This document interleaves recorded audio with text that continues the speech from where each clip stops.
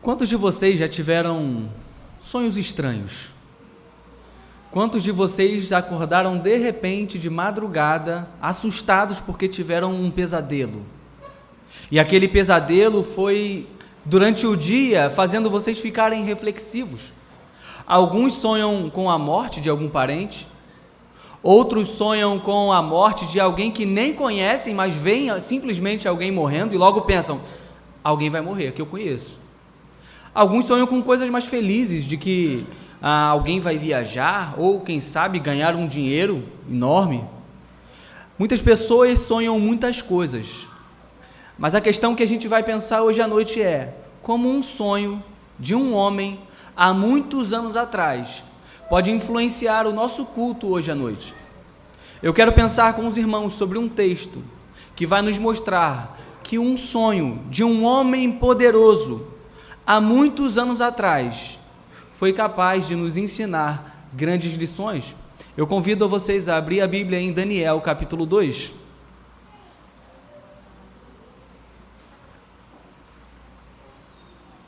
O livro do profeta Daniel, no capítulo de número 2.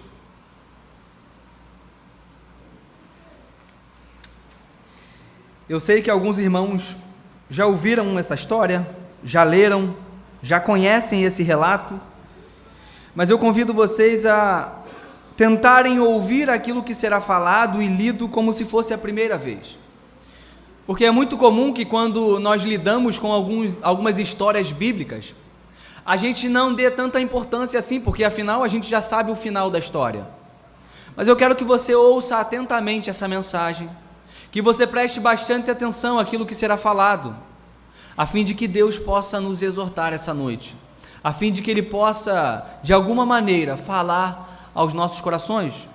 Daniel capítulo 2, versículo 1, diz assim a palavra de Deus: No segundo ano do seu reinado, Nabucodonosor teve sonhos. Sua mente ficou tão perturbada que ele não conseguia dormir. Por isso, o rei convocou os magos, os encantadores, os feiticeiros e os astrólogos, para que lhe dissessem o que havia sonhado. Quando eles vieram e se apresentaram ao rei, este lhe disse: Tive um sonho que me perturba e quero saber o que significa. Vamos ler por enquanto somente até aqui, vamos orar? Curva a sua cabeça, feche seus olhos. Senhor Deus, mais uma vez estamos diante da Tua palavra, Senhor. E o desejo do nosso coração é que o Senhor possa falar conosco nessa noite por meio dela, Senhor. Ó Deus, Tu és livre para fazer nesse lugar o que Tu bem entendes, ó Pai. Guia, Senhor, a minha mão, guia os meus olhos, guia os meus lábios, a fim de que toda palavra, Senhor, seja dita, que ela possa vir diretamente do Teu trono, Senhor. Eu confio no poder do Espírito Santo, que pode usar-me apesar de mim, ó Deus. Em nome de Cristo Jesus, nos abençoe com a Tua palavra nessa noite. Amém. Eu comecei perguntando a vocês sobre essa relação dos sonhos, porque o texto que nós lemos fala de um sonho que um homem chamado Nabucodonosor teve. Mas antes da gente começar a falar de fato sobre o capítulo 2, eu preciso explicar o que aconteceu no capítulo 1. Como eu já preguei algumas outras vezes aqui, no capítulo 1 nós vemos o povo de Israel sendo levado cativo para a Babilônia. O povo de Jerusalém e de Judá, mais especificamente, é atacado pelo Império Babilônico. E ali eles são capturados. E a Babilônia tem uma estratégia diferente de outros impérios. A Babilônia, ela não apenas captura e torna todos os homens capturados como escravos. Não, a Babilônia, ela deseja tornar alguns dos principais homens da cidade capturada como seus aprendizes. E na história que nós lemos no capítulo 1, nós percebemos que Daniel e seus amigos, quando eles chegam na cidade da Babilônia, por volta dos seus 14, 15 anos de idade, eles precisam aprender algumas coisas. Eles precisam aprender a lei dos babilônios, eles precisam aprender a cultura, conhecer os deuses, a língua dos babilônios, a literatura. Além disso, os nomes deles são modificados. Provavelmente você não se lembre dos nomes de judeus, dos amigos de Daniel. É muito mais provável que você lembre dos nomes de Sadraque, Mesaque e Abidnego. Porém, isso foi uma mudança que os babilônios fizeram no nome daqueles homens. Se você quiser ler e saber quais são os nomes deles de judeu e o que eles significam, você pode ler depois o capítulo 1. Mas o ponto é, Daniel e seus amigos estão na Babilônia e eles estão aprendendo a cultura dos babilônios, eles estão aprendendo a língua dos babilônios e a eles são oferecidos a comida dos babilônios. Mas Daniel, juntamente com seus amigos, decide em seu coração não se contaminar com a comida que os babilônios ofereciam. E então Daniel vai contar com o favor e com a graça de Deus. E depois você pode ler essa história no capítulo 1.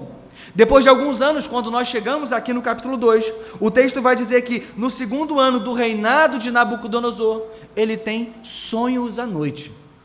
E parece que não eram qualquer tipo de sonho. Parece que eram sonhos assustadores, sonhos aterrorizantes, de modo que Nabucodonosor ficou impressionado com aqueles sonhos. Ele não passava um dia, um momento sequer, sem refletir sobre o significado daqueles sonhos. Porque havia uma crença de que os poderosos, os reis, tinham sonhos e que os deuses podiam falar por meio dos sonhos. Então, na mente de Nabucodonosor, quando ele tem esses sonhos, ele começa a pensar: o que será que os deuses querem falar comigo por meio desses sonhos? Parece que os sonhos que Nabucodonosor tinha eram sonhos geralmente seguindo ali na mesma linha de pensamento, porque ele fala dos seus sonhos. Então parece que ele fica impressionado e querendo saber o que esses sonhos têm a me revelar. O que há de acontecer com o meu futuro relacionado a esses sonhos? E esse tema dos sonhos é muito interessante, porque ainda hoje nós vemos muitos homens e mulheres que desejam basear suas vidas em sonhos e visões. Muitos homens e mulheres que desejam basear suas vidas naquilo que eles sonham enquanto dormem. Há um grande perigo nisso.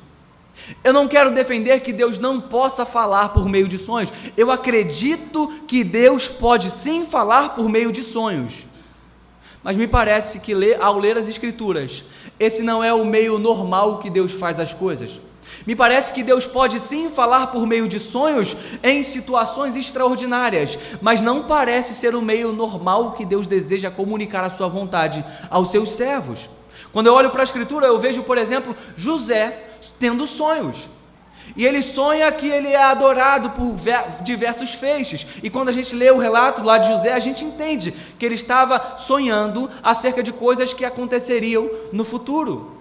Eu lembro de José, marido de Maria, que quando pensava em abandonar Maria, que estava grávida do Espírito Santo, ele pensava em seu leito, se devia abandoná-la ou não. E a Bíblia vai dizer que José teve um sonho de um anjo lhe dizendo que não abandonasse Maria, porque o filho que estava no ventre dela era fruto do Espírito Santo. Deus falando por meio de sonhos na Bíblia. Um relato no Antigo Testamento, outro no Novo. Existem outros relatos, mas me parece que não é a forma comum que Deus deseja falar aos homens. Toda uma escritura foi escrita. A palavra de Deus, o cânon bíblico está completo e por meio da palavra nós podemos discernir a vontade de Deus. Precisamos ter cuidado para não basearmos as nossas vidas apenas em sonhos. Cuidado para não tomar as decisões mais importantes da tua vida apenas porque você sonhou. É possível que sonhos venham à nossa mente porque passamos tempos demais pensando sobre determinada coisa. Já passou por isso? De você passar tempo demais pensando em alguma coisa, aquilo toma o teu pensamento ao longo de todo o dia, e o que acontece quando você dorme? Você sonha com algo relacionado àquilo. Não me parece muito sábio tomar decisões importantes da vida baseado apenas em sonhos. Deus nos deu a sua palavra como regra de fé e de prática. Deus deu homens sábios à igreja para que possam nos orientar, para que possam nos guiar biblicamente. Se há decisões difíceis para serem tomadas em suas vidas, cuidado com a forma como você vai tomar essas decisões. Que não seja apenas baseado e guiado por sonhos, mas que seja baseado pela palavra de Deus, que seja baseado por meio de conselhos de homens e mulheres sábias. Tomemos cuidado com isso, meus irmãos. Mas Nabucodonosor, ele tem esse sonho que o perturba. O versículo 2 vai dizer que ele convoca os magos, os encantadores, os feiticeiros, os astrólogos, para que dissessem a ele o que ele havia sonhado. E quando eles vêm e se apresentam ao rei, o rei diz: tive um sonho que me perturba e quero saber o que significa. O versículo 4 vai dizer que os astrólogos respondem assim: ó rei, vive para sempre, conta o sonho aos teus servos e nós o interpretaremos.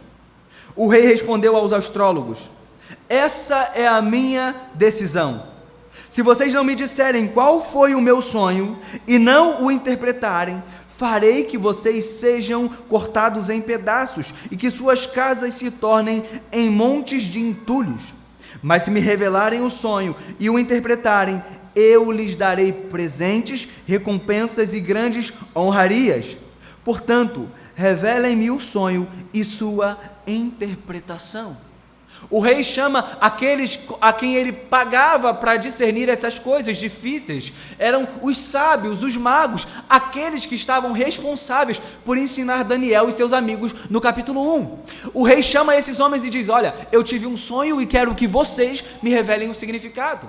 Esses homens, de forma arrogante, dizem ao rei: olha, rei, conta o sonho para nós e nós vamos te dar a interpretação. Muito simples, muito fácil. É só o Senhor falar que a gente vai te dar a resposta na ponta da língua. Parece que esses homens são extremamente arrogantes, porque eles já saem com a certeza absoluta, dizendo: é só falar o sonho que a gente vai revelar.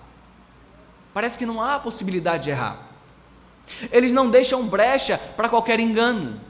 Eles não deixam brecha para uma interpretação errada. Eles dizem: não, é só o Senhor falar que a gente vai revelar o que significa. Cuidado com esse tipo de pessoa que não abre brecha para erros. Cuidado com esse tipo de pessoa que nunca aceita que pode errar, que nunca aceita que pode estar equivocado em um determinado ponto.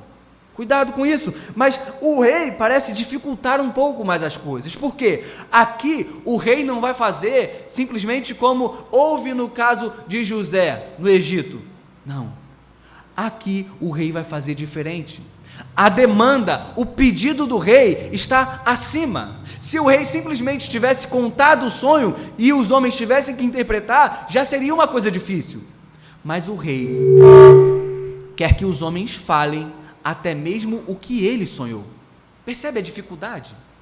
O rei quer que esses magos digam para ele o que ele sonhou. E aqui alguns teólogos começam a divergir. Uns vão dizer que o rei Nabucodonosor provavelmente esqueceu o sonho que ele teve. Outros vão dizer que o rei Nabucodonosor só lembrava algumas partes do sonho, mas não o sonho todo. Outros vão dizer que sim, o rei lembrava o sonho, mas não queria falar porque ele desconfiava dos magos, porque ele desconfiava daqueles homens. E seria algo muito simples o rei dizer qualquer coisa para aqueles homens e falar: olha, eu sonhei isso, isso, isso. E aqueles homens diriam: ó rei, o teu sonho significa isso, isso, isso. Como que isso poderia ser comprovado? Então parece que na mente do rei, ele quer ter certeza de que aquilo que ele sonhou vai ser prontamente revelado. E para isso ele precisa ter certeza de que aqueles homens de fato têm um poder elevado. É por isso que ele pede que esses homens digam não só a revelação do sonho, mas o que foi sonhado. Que tarefa difícil. Tente se colocar na mente e no lugar desses magos ao ouvir esse pedido do rei. Tente se colocar na situação deles. Nabucodonosor, o homem mais poderoso do mundo, está dizendo para você que se você não disser para ele o que ele sonhou, você vai morrer. Que situação difícil, que situação complicada. Mas muito provavelmente esse homem, esse rei, ele quer ter certeza daquilo que vão falar para ele. Ele não quer ser enganado. Meus irmãos, Nabucodonosor, age diferente de muitos homens e muitas mulheres que parecem gostar de serem enganados. Existem muitos que saem ao mundo com o intuito de enganar aos outros. Existem muitos profetas genéricos. Sabe o que é um profeta genérico? Um profeta genérico é alguém que se coloca diante de uma multidão e diz assim: Deus está me dizendo que tem alguém aqui doente. Ou Deus está me dizendo que nessa noite aqui tem alguém com problema de coluna e está sentindo muita dor. Profeta genérico. Olha quantas pessoas tem aqui. Olha quantas pessoas idosas tem aqui. Qual é a probabilidade de ter alguém aqui com problema de coluna? Existem muitos homens desse tipo que saem mundo afora para enganar o povo de Deus. E o problema, meus irmãos, está não apenas no fato dos profetas enganadores, mas está no fato de que muitos homens gostam de ouvir isso. Eu lembro do profeta Jeremias escrevendo, se não me engano, no capítulo 5, dizendo que os homens profetizam mentiras e engano, e o meu povo gosta dessas coisas. Jeremias capítulo 5, se eu não me engano, verso 31. Parece que o povo de Deus é atraído. Vá a uma igreja onde tem alguém que diz revelar as coisas, e veja como essa igreja, geralmente ela começa a encher muito rápido. Por quê? Parece que o povo vai atrás disso. Parece que o povo se interessa muito mais por essas coisas e não pela palavra. Só que há um grande problema. A palavra nos diz que não apenas Deus revela as coisas aos homens. É verdade. Deus pode sim dar o dom de profecia a alguns homens, de modo que eles revelam coisas do futuro. Eu creio nessa doutrina. Só que precisamos tomar cuidado, porque quando eu leio Atos, eu lembro de uma mulher que dizia aos outros o que ia acontecer com eles. Uma mulher que era usada para adivinhação. E ela ia atrás dos homens de Deus dizendo: esses são servos do Deus Altíssimo, obedeçam a eles, sigam a eles. E o espírito de adivinhação naquela mulher foi repreendido pelo apóstolo Paulo e seus amigos. Não era um espírito da parte de Deus, era um espírito maligno de adivinhação, mas que revelava coisas. Cuidado, não corra atrás de revelações, corra atrás da palavra de Deus. Não corra atrás de coisas subjetivas, corra atrás de coisas objetivas e concretas, a palavra de Deus. Cuidado, meus irmãos, examinem, tenham o mesmo cuidado em certo sentido que o rei Nabucodonosor está tendo. Ele não quer ser enganado, ele quer ter certeza daquilo que ele sonhou de sua revelação. Versículo 7, mas eles tornaram a dizer: conte o rei o sonho a seus servos e nós o interpretaremos. Então o rei respondeu: já descobri que vocês estão tentando ganhar tempo, pois sabem da minha decisão. Se não me contarem o sonho, todos vocês receberão a mesma sentença, pois vocês combinaram enganar-me com mentiras, esperando que a situação mudasse. Contem-me o sonho e saberei que vocês são capazes de interpretá-lo para mim. Percebe o final, quando o rei diz: contem-me o sonho e saberei que vocês são capazes de interpretá-lo. Parece que a ideia é essa. O rei está pensando: se eles são capazes de me contar o que eu sonhei, então eles são capazes de contar o que o sonho significa. Me parece que essa é a ideia do rei. Mas perceba, como Nabucodonosor age como um terrível ditador em seu reino. Façam o que estou mandando, senão vocês vão morrer. O problema, meus irmãos, é quando muitos cristãos agem como ditadores em seus lares. Quando dentro dos relacionamentos, o que acontece é esse tipo de relacionamento que Nabucodonosor tem com seus servos. São coisas que acontecem dentro do lar do tipo: faça isso, senão eu vou fazer isso com você. E o relacionamento vai crescendo por meio de ameaças e não por causa do amor. De modo que o marido diz para a esposa: se você não fizer o que eu estou pedindo, então eu não vou fazer o que você me pede. Se você não me der o que eu quero, eu não te dou o que você quer. E assim, os relacionamentos vão sendo baseados em chantagem e não no amor, não no serviço, não na entrega mútua de um para com o outro.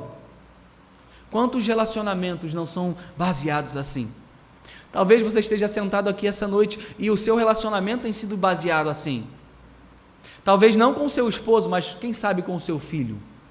onde tudo o que acontece dentro do lar é um jogo de trocas. Você me dá isso, que eu te dou aquilo. Se você ficar quietinho, eu faço isso. Se você não ficar quietinho, eu não faço aquilo. E assim a vida vai sendo baseada e guiada por meio de chantagens. Será que é isso mesmo que Deus deseja para nossas vidas? Será que é esse mesmo tipo de relacionamento que Deus quer que tenhamos uns com os outros? Um tipo de relacionamento baseado em chantagens e não na entrega de um pelo outro? E não no sacrifício de um pelo outro? O rei Nabucodonosor age como um ditador. E, infelizmente, muitos homens e mulheres têm agido assim dentro de seus lares.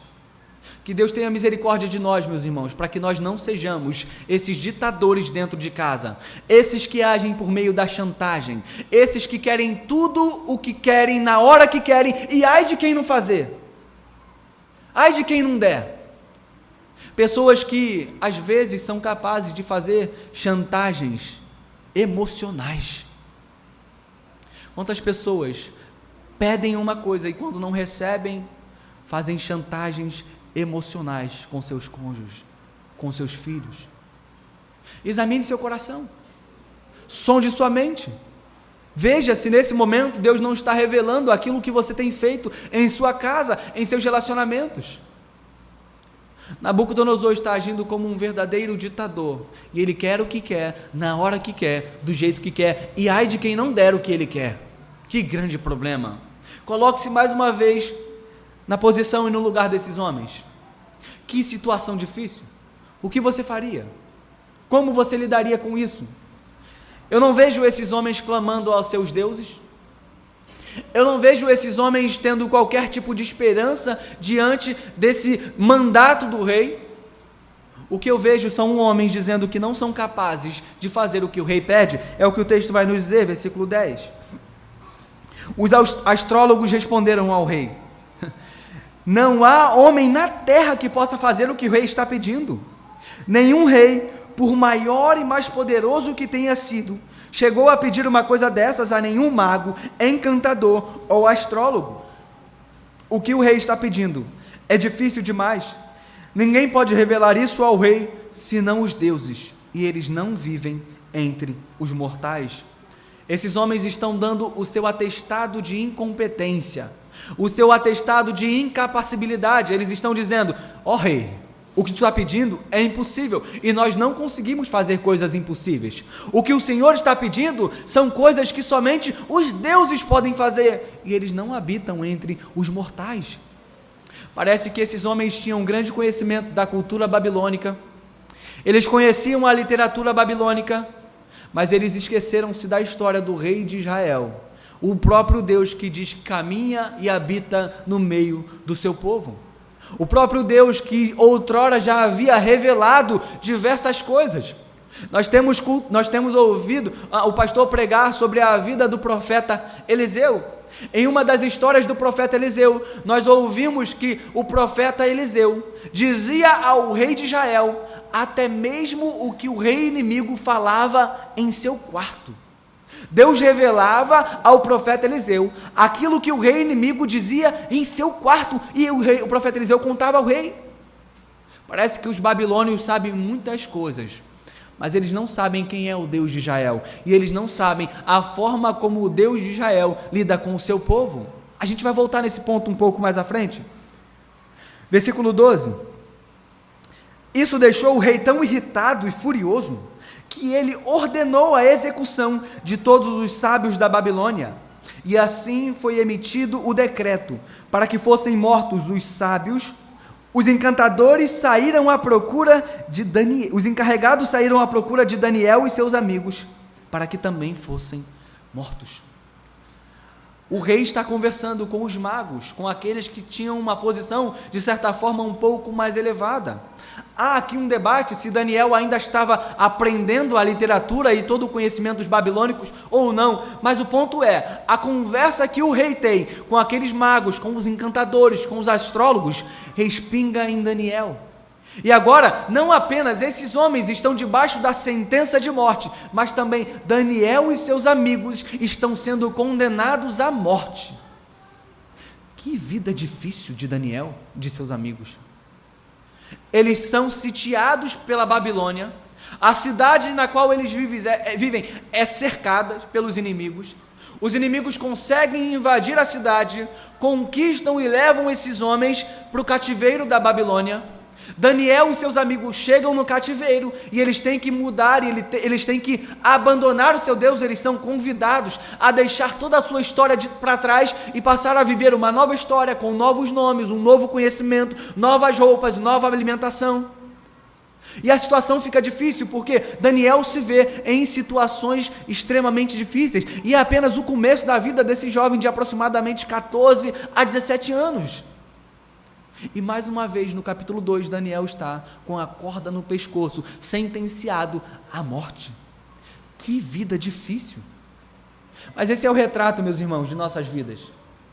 Esse é o retrato da vida que levamos aqui na terra, que é uma vida de muitas lutas, uma vida de muita tribulação, uma vida de muita provação, e nós vamos vivendo de prova em prova. A sua experiência comprova isso. A sua própria vida é testemunha fiel de que é assim que acontece conosco. Em um momento passamos por uma prova e em outro momento e nos vemos livres e com um pouco de tranquilidade, mas logo em seguida outra luta, outra prova. E assim a nossa vida vai sendo levada de luta em luta, de tragédia em tragédia, de problemas em problemas. E as dificuldades vão se acumulando e elas vão chegando. A vida de Daniel está assim. Como será que ele vai reagir? Como será que Daniel vai lidar com uma vida de lutas, de tribulações? Versículo 14. Arioque, o comandante da guarda do rei, já se preparava para matar os sábios da Babilônia, quando Daniel dirigiu-se a ele com sabedoria e bom senso. Ele perguntou ao oficial do rei: por que o rei emitiu um decreto tão severo? Arioque explicou o motivo a Daniel. Diante disso, Daniel foi pedir ao rei que lhe desse um prazo e ele daria a interpretação. Perceba um contraste. Os sábios da Babilônia queriam pedir ao rei um determinado tempo para que eles pudessem entender o que o rei havia sonhado e o que o rei estava pedindo a eles. Os sábios da Babilônia, diz o rei Nabucodonosor, estavam apenas tentando ganhar tempo. Mas parece que Daniel faz o mesmo pedido. Daniel chega diante do rei e pede: olha, rei, me dá um tempo e eu vou te dar a revelação que o Senhor precisa, que o Senhor deseja. Parece que o rei age de forma favorável a Daniel. A questão é, por que o rei ouve o pedido de Daniel, mas não ouve o pedido dos sábios, dos magos e daqueles encantadores da Babilônia? Essa é uma resposta que Salomão orou a Deus. Salomão, em 2 Reis, capítulo 8, se eu não me engano, quando ele ora consagrando o templo a Deus, ele faz um pedido a Deus pedindo assim: Senhor, que os homens de Israel, quando pecarem e forem levados cativos para uma terra estrangeira, que o Senhor trate com bondade os teus servos e que eles conquistem graça aos olhos dos teus capturadores. Uma oração feita por Salomão anos atrás, que é ouvida por Deus, de modo que agora o rei Nabucodonosor tem uma certa misericórdia, concede esse favor a Daniel, concede tempo a Daniel. Versículo 17. Daniel voltou para casa, contou o problema aos seus amigos, Ananias, Misael e Azarias, e lhes pediu que rogassem ao Deus dos céus que tivesse misericórdia deles acerca desse mistério, para que ele e seus amigos não fossem executados como os sábios da Babilônia. Então foi revelado o mistério a Daniel de noite, numa visão. Daniel louvou o Deus dos céus. Olha que interessante. Daniel recebe o favor do rei. Daniel ganha um prazo maior para orar a Deus. E Daniel, quando recebe esse prazo, ele leva o seu pedido, ele leva aquilo que ele precisava aos seus amigos, para que os seus amigos orem juntamente com ele, pela misericórdia de Deus. Meus irmãos, precisamos seguir o exemplo de Daniel, de levar as nossas demandas aos nossos amigos, de levar os nossos pedidos de oração aos nossos amigos, não apenas quando estivermos na igreja, mas precisamos de amigos íntimos, que possamos nos achegar a eles nos momentos de adversidade e dizer: meu amigo, ora por mim, Meu amigo, eu estou passando por uma situação difícil, ore por mim. Muitas vezes nós não fazemos isso porque somos levados pelo orgulho e queremos sempre parecer como aquele que está por cima. Queremos sempre parecer como aquele que não tem dificuldades, aquele que não tem problemas, aquele que não é abalado por nada, e por causa disso nunca pedimos oração aos outros. Sempre somos aqueles a quem os outros pedem oração. Que não sejamos assim, meus irmãos. Que possamos ser exortados por Deus essa noite, a quando tivermos um problema, a quando estivermos em situações difíceis, a quando estivermos passando por situações complicadas, a quando tivermos o nosso relacionamento com Deus afetado, quando não estivermos bem espiritualmente, que não tenhamos vergonha de pedir oração aos nossos amigos, que possamos ter pessoas a quem possamos recorrer, falar: meu amigo, ora por mim por essa causa, ora por mim para que eu vença esse pecado, ore por mim para que eu abandone a mentira, ore por mim para que eu deixe de ser fofoqueiro, ore por mim para que eu abandone a maledicência, ore por mim para que eu ore mais, ore por mim para que eu leia mais a Escritura, ore por mim para que o fervor do meu coração volte, ore por mim para que eu possa amar mais a Deus e servi-lo da melhor maneira possível. Quantos pedidos de oração, meus irmãos, deixamos de fazer pelo orgulho, porque pensamos: o que o outro vai pensar de mim se eu pedir ele para orar por isso? Quantos pedidos de oração e quantas bênçãos deixamos de receber da parte de Deus, porque não oramos e sequer pedimos aos outros que orem por nós. Daniel reúne seus amigos, clama a Deus por suas misericórdias, ele argumenta com Deus dizendo: Senhor, não deixe que esse homem mate os teus servos, não deixe que esse homem mate aqueles que te servem e são fiéis a ti. E o texto vai dizer que Deus teve misericórdia de Daniel. Mas há uma coisa interessante. O capítulo 1 vai dizer para a gente, olha comigo o capítulo 1, versículo 17.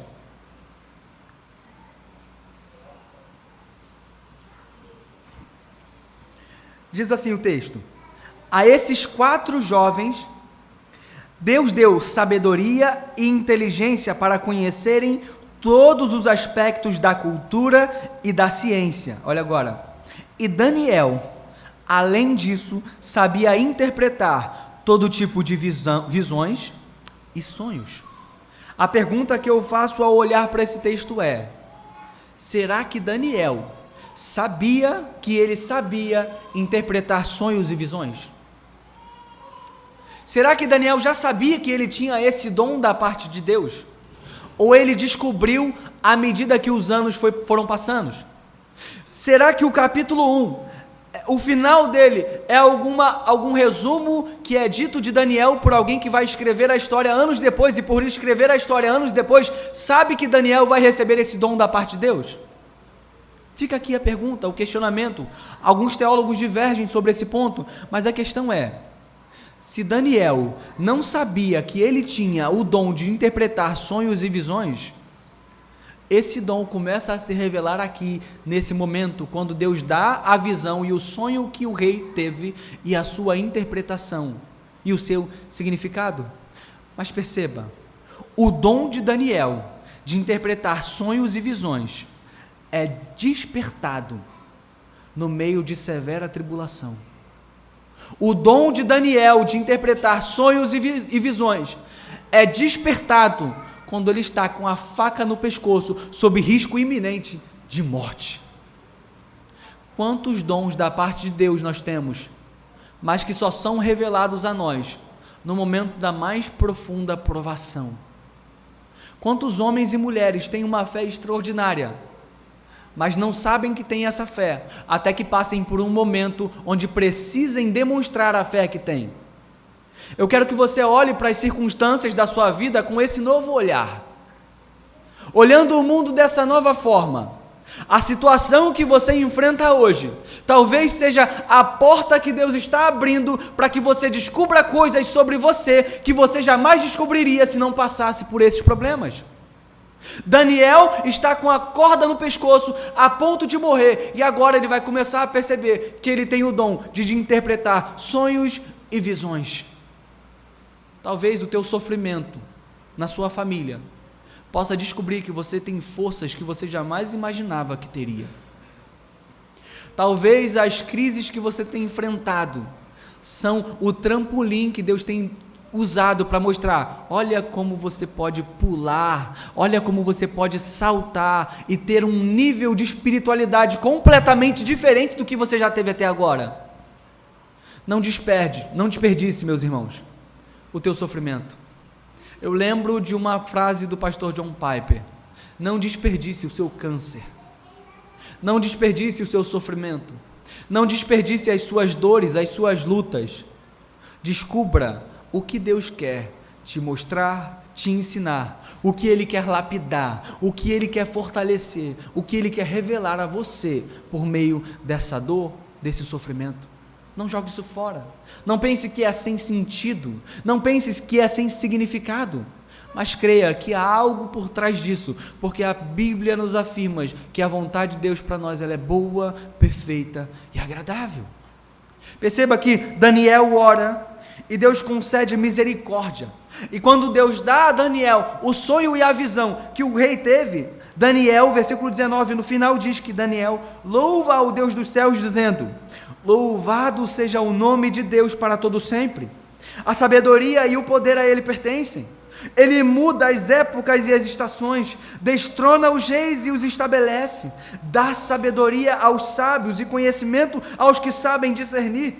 Revela coisas profundas e ocultas, conhece o que jaz nas trevas e a luz habita com ele.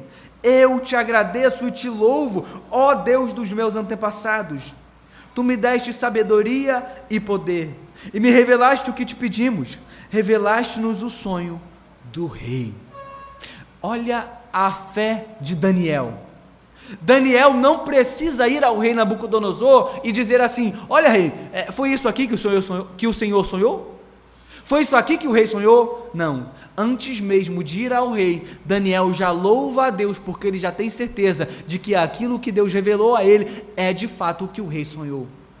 Daniel não deixa dúvidas, Daniel não deixa margem para dúvida no seu coração de que, será mesmo que esse foi o sonho? E se eu chegar diante do rei e falar que esse foi o sonho e o rei falar que não foi? Não há isso no coração de Daniel. A fé de Daniel é uma fé verdadeira, é uma fé que não dá brecha para incredulidade. Agora perceba um contraste. Quando eu preguei no primeiro capítulo, a primeira pregação que eu fiz em Daniel capítulo 1, eu disse que Daniel, o livro de Daniel revela uma guerra para nós. É uma guerra entre Deus, o Deus de Israel, e os deuses babilônicos. É uma guerra entre o homem de Deus, o servo fiel, e os homens da Babilônia, os servos da Babilônia. Perceba que a batalha começou, a guerra está sendo vencida, porque os sábios da Babilônia não conseguiram revelar o sonho do rei, mas Daniel, o servo do Deus Altíssimo, vai conseguir revelar o sonho do rei. E é interessante que, conforme a gente vai lendo o texto, a gente olha e vê que Daniel ainda vai ter misericórdia dos sábios da Babilônia, pedindo que eles não morram. Daniel livra a si mesmo e aos outros da morte iminente. Olhando para esse texto, refletindo e meditando em casa, eu não posso deixar de lembrar do Evangelho. Eu não posso deixar de lembrar daquilo que Jesus Cristo fez na cruz do Calvário em nosso lugar. Porque assim como Nabucodonosor pediu algo impossível aos homens sábios de seu reino, há um Deus no céu que nos pede algo que é impossível para nós pecadores. Há um Deus no céu que diz: sejam santos porque eu, o Senhor, sou santos. Há um Deus no céu que diz: não mintam.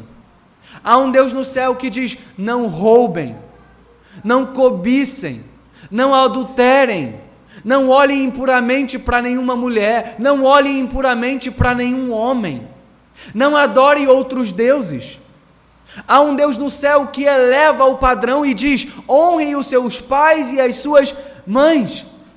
Há um Deus no céu que eleva o padrão da moralidade da vida e diz: eu desejo e eu ordeno que vocês vivam de forma íntegra, de forma totalmente santa.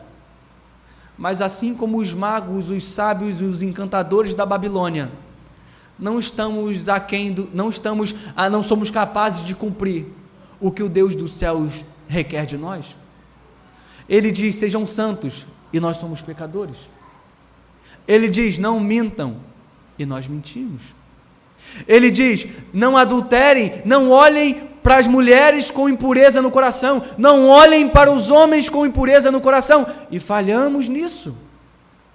Ele diz: honre e somente adore e se prostre diante de seu Deus, somente preste culto a Ele, ame o seu Deus de todo o seu coração, de toda a sua força, de todo o entendimento. Mas falhamos nisso também. São diversos pedidos, diversas ordenanças que Deus dá e nós falhamos em cumprir. Mas há uma grande diferença. Nabucodonosor era um rei que podia apenas matar o corpo dos seus servos, mas nada podia fazer com a alma. A demanda que Deus nos exige, Ele diz que se nós não cumprirmos, Ele vai nos matar, tanto o corpo, e lançar a alma no inferno de sofrimento eterno. E esse é o destino de todo homem que não consegue viver de acordo com aquilo que Deus deseja. Esse é o destino de todo homem que não vive à altura do que Deus requer. Os mentirosos, os idólatras, os adúlteros, os feiticeiros e todos aqueles que não vivem como Deus deseja que eles vivem, caminham a passos largos para o inferno. Essa é a mensagem da Escritura. É uma mensagem dura? É, mas é a mensagem verdadeira. É a mensagem que Jesus ensinou e que precisa ser ensinada ainda hoje. Mas há um erro, meus irmãos. Há um erro na teologia dos sábios da Babilônia, quando eles dizem que para o rei da Babilônia: olha, rei, o que tu está pedindo é difícil demais, nenhum rei jamais pediu o que tu está pedindo, e ninguém pode fazer isso a não ser os deuses, e eles não vivem no meio dos homens. Eu lembro de João capítulo 1 dizendo que aquele que é a palavra, ele estava com Deus no princípio, e ele era Deus. Aquele que é a palavra tornou-se carne e viveu entre nós, e vimos a sua glória como a do unigênito vindo do Pai, cheio de graça e cheio de verdade. Jesus Cristo, o Deus encarnado, caminhou entre nós para viver a vida que nós não podemos viver, para viver a vida que nós não conseguimos viver, para cumprir as demandas do Pai. Ele viveu, o Deus encarnado viveu entre os homens, para viver em santidade, aquilo que nós não conseguimos. E é por causa dele, que a sentença de morte que paira sobre a cabeça de todos os homens, pode ser removida. É só depositando a fé em Jesus Cristo, que a sentença de morte dada por Deus àqueles que o desobedecem, pode ser removida completamente. Porque a Bíblia vai dizer que Jesus Cristo morreu na cruz para salvar aqueles que nele creem. Que Deus amou o mundo de tal maneira que enviou o seu Filho unigênito para salvar a todo aquele que nele crê. Eu não sei qual é a sua vida hoje. Eu não sei como você está com relação a Deus, mas você precisa sair daqui com algumas certezas essa noite. A primeira certeza é: Deus manda que você viva de forma santa. Deus manda que você cumpra os mandamentos da Escritura. É a primeira certeza que você precisa sair daqui essa noite. A segunda certeza que você precisa sair daqui essa noite é: você não consegue cumprir os mandamentos de Deus. Você não consegue viver da forma que Ele ordena. Você falha muitas e muitas vezes. Você cai mais do que levanta. Essa é a segunda certeza. A terceira certeza é a de que, se você não cumprir o que Deus manda, Ele vai te matar. E Ele vai te lançar no inferno. E Ele vai te punir eternamente por falhar em não fazer o que Ele manda. Porque o que Ele manda é justo e você é injusto. E a quarta certeza que você precisa sair daqui essa noite é que há um Deus que viveu entre os homens, que viveu uma vida perfeita, morreu a morte injusta por causa dos nossos pecados e está de braços abertos oferecendo a salvação, a fim de que todo aquele que nele crê possa escapar da ira vindoura, a fim de que todo aquele que nele crê não pereça, mas tenha a vida eterna. No grande dia do juízo final, Quando nosso Senhor Jesus Cristo voltar, não mais como um Salvador, mas como um juiz, você não poderá dizer: eu não sabia que devia fazer isso, eu não sabia que devia viver assim, eu não sabia que devia honrar a Jesus, eu não sabia que devia servir a Jesus, eu não sabia que devia depositar a minha fé nele. Essa desculpa cairá por terra hoje mesmo. Você não poderá dizer isso diante dele no grande tribunal branco. Por isso, o meu apelo ao seu coração nessa noite é: corra para os braços daquele que te livra da sentença de morte. Corra para os braços do único que é capaz de dar a salvação que você precisa. Não uma salvação meramente física, mas uma salvação espiritual e eterna. Vamos orar, meus irmãos. Senhor Deus, a Tua palavra foi pregada nessa noite. As verdades da Tua Escritura foram expostas aqui, ó Senhor. Algumas palavras foram duras, ó Deus, e difíceis de engolir. Mas é a Tua palavra, ó Deus. Mas é a Tua verdade, ó Senhor. E se é de Tua vontade que ela possa ferir os nossos corações, marcando, ó Deus, os nossos corações, de modo que jamais esqueçamos, ó Deus, aquilo que foi pregado essa noite aqui. Que jamais esqueçamos que Jesus Cristo é o único Deus homem capaz de nos salvar de nossos próprios pecados, ó Deus. Que jamais perdamos de vista, ó Deus, a ideia de que Jesus Cristo é aquele que morreu em nosso lugar pelos nossos pecados, ó Deus, e que nos livra da morte certa por desobedecermos a Ti, ó Pai. Ó Deus, cuida dos corações que estão aqui essa noite. Cuida daqueles irmãos, ó Deus, que já entregaram suas vidas a Ti, ó Senhor, que já Te servem, que já Te buscam, ó Deus, que falham, é verdade, mas que estão sempre prontos e aptos a se arrepender de seus pecados e se voltarem para Ti, Senhor. Mas cuida também, ó Deus, daqueles corações que ainda não Te servem, Senhor. Cuida também daqueles homens e daquelas mulheres, ó Deus, que ainda não entregaram suas vidas a Ti, ó Senhor, que ainda não firmaram um compromisso de viver da forma que o Senhor deseja, Senhor, consagrando suas vidas completamente ao Senhor, ó Pai. Cuida daqueles, ó Deus, que enfrentam muitas barreiras e que não entregam suas vidas a Ti, porque sabem que terão que abrir mãos de muitas coisas que são proveitosas, que são aparentemente, ó Deus, deliciosas, ó Pai. Mas mostra-os, ó Deus, que aquilo que é terreno, aquilo que é passageiro, não vale a pena ser trocado por aquilo que é eterno, por aquilo que jamais terá fim, ó Deus. Que Jesus Cristo, ó Senhor, seja exaltado e glorificado nessa noite, e que o Teu Evangelho possa nos fortalecer, ó Deus, em nossa caminhada, tendo os nossos olhos fitos, ó Deus, no autor e consumador de nossa fé, Jesus Cristo, que nos salva da ira vindoura, ó Pai.